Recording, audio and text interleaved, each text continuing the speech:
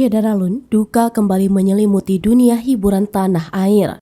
Artis kawakan Aminah Cendrakasih alias Maknya meninggal dunia dalam usia 84 tahun pada Rabu 21 Desember 2022.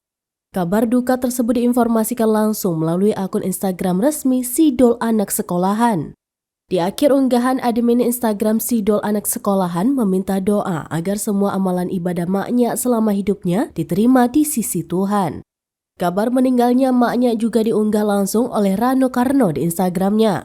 Diketahui Aminah Cendrakasih terkenal dengan perannya sebagai Maknya yang menjadi ibunda dari Dol dan Atun.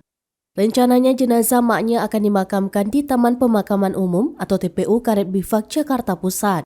Sosok Aminah Cendrakasih melejit usai memerankan karakter Maknya dalam sinetron Sidol Anak Sekolahan tahun 1994. Karakter Maknya begitu memikat para penonton Sidol dengan logat Betawinya yang kental. Sejak tahun 2009, Aminah Cendrakasih harus mengalami kebutaan karena penyakit glukoma yang dideritanya. Beberapa tahun kemudian kondisi matanya menjadi semakin memburuk. Di masa tuanya, ia hanya dirawat oleh anak dan sejumlah kerabat.